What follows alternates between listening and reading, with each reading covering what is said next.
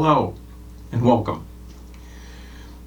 Even beyond my determination to post regularly, it may still seem surprisingly soon to see me spouting speculation, spoilers, and suggestions a second time about a production that's already received the treatment once.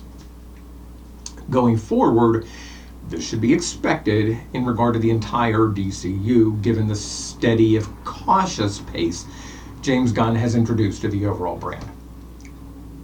Another factor he has made apparent is the actual interconnected nature of the various projects. Without contradicting his original statement that audiences will not have to watch each and every release to understand either the individual stories nor the entire arc of Chapter 1, he has made it clear that this is a shared universe. Characters can, will, and already have crossed titles, tones, and genres. All that said, I believe, despite Gunn's carefully close to the vest card holding, that Man of Tomorrow may include the first appearance of the DCU Dark Knight. Now hear me out.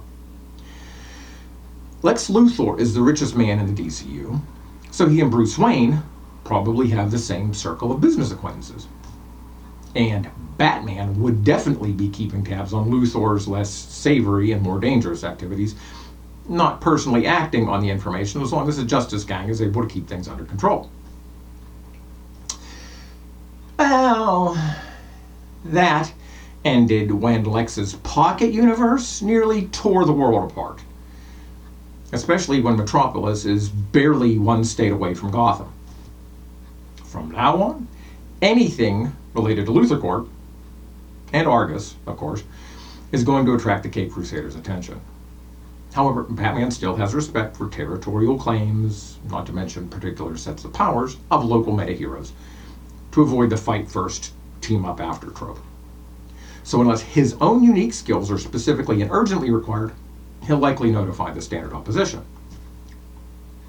Honestly, the first person to notice the unexplained drop in the meta-villain population and to not just accept that as a good thing would be Batman.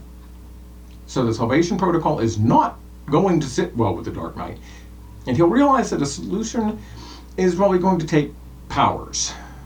And since we're not going to be at Justice League status yet, he can't use regular comms to contact Soup, so he'll need to get Clark's attention in person. Do you think Batman's son is going to pass up that opportunity? So following from my previous Man of Tomorrow speculation, see the video linked at the end, we get a bonus Super Son setup. That takes care of my speculation. My suggestion is, I have finally accepted unlikely to work, but I'll cast it into the world and hope it manifests. Without having seen any prior fan casting to match, my first thought beyond my previously stated Batmath age theorem was Ethan Peck. Now hear me out.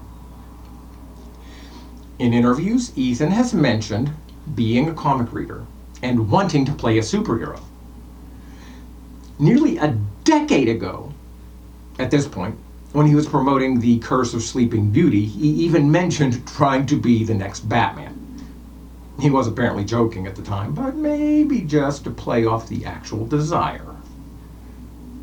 And look, he's become famous playing a logical but tormented, physically formidable but strategic hero.